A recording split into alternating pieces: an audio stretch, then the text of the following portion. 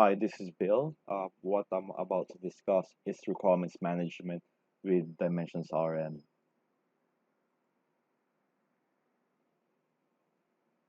So this is the last part of the video series of requirements management, and what I'll be discussing is reusable components and out-of-the-box designer and glossary. Now let's create a requirement. Let's say new, let's say a product requirements. Now here in the product requirements, let's say um, iPhone um, view. So a view. Now on the description, probably we would like to add a view or a visual description of our requirement. So what can we do to be able to create that? So our solution has a graphical editor. Now if we expand, so it has the capability of creating um, visuals of your requirement, and probably it may be a flow chart, how you'll be creating the flow chart. So you have like entity relations. So we have all these shapes to be able to create the visibility of your requirement. And if you go to more shapes, and you have the capability of adding like iOS and iOS icons, so you can actually build a um, a full visual diagram of the expectations on the requirements. So it actually prevents ambiguity and it improves articulation. So imagine if you're actually a software company or an engineering company, and you have a base requirement and standards that you can actually follow, and you could just provide access to the site itself and to the requirement, and from there you could actually communicate um, um, um, successfully what your actually requirement is entitled of. So what else can we do? So we have a glossary that we could actually add. Let's say our car. So this is uh, our car standard, and let's say synonym is truck. Okay, so let's save it. Now it's actually saved. We can actually insert an entry. So now it's automatically saved in the glossary, and we could actually use it and reuse it and insert it according to our document. Let's say you have thousands and thousands of lines of code here, um, saying what you need to insert, and since you have a glossary, you can actually just add an entry, and it automatically provides description and improves the quality and standardization of your document. So what else can we do here? So we created a requirement, and as we go up, we can actually choose, as mentioned earlier, we can create customized attributes or forms. So it may be a product requirement, a marketing requirement, a story or a feature. So if we can, or an epic. So if you go to the stories, you will see we can actually have a totally different type of form itself. So we could have unique forms on each class uh, as you want to. So let's go back. Let's open an existing requirement. Okay, so let's go to product requirements. Uh, so let's go to agile requirement. Now in here, if once we scroll down, we can actually create pools. So what are pools? So we could have collaboration with our team.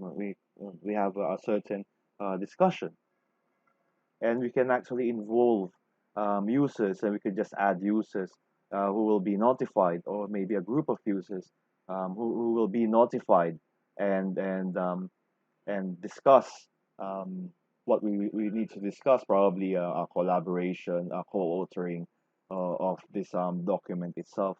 And while co-authoring, you're actually discussing what needs to be changed, what needs to be added. So having the power of working together on different places is a lot of productivity, and we don't need to wait for another person to finish. So we can work in parallel on any given time and at any given place. Now, if we go to the documents now, as you can see, if we go to the right, we can actually add the chapter. So now on the left, so probably we created a e-photo requirements book, and each book has its own chapter. And on the right, it has its own wikis. And each chapter itself, it may be a parent or a child component, is um, uniquely created, and we can actually drill down, and and every chapter is actually has its own form. So if we go back and then go inside for another component. So as you can see, it can be unique on each form, and we have each attachment, its own traceability, its own pull, and its own containers. So we actually being able to consolidate all of our work into one single book. Imagine the power of that. So if we have different business analysts who are actually creating different requirements, and we're doing it in parallel, building them in parallel, and now we can actually consolidate them into one single book. So let me just show you how to add a chapter now. So once I add the chapter here, so we can actually find what we actually created. So let's choose a category, get a product requirement, and on that product requirement, it can actually be searched depending on the folder we actually chose to. But this instance, we'll be doing a search all in all folders, assuming we don't have clue. Now, by just highlighting and adding the so it automatically adds the the system requirement and on that chapter itself. So as you can see, the title of system response times has been added to the left by just navigating on what our colleague has created, and it's automatically added um, to the book itself. Now let's go and exit.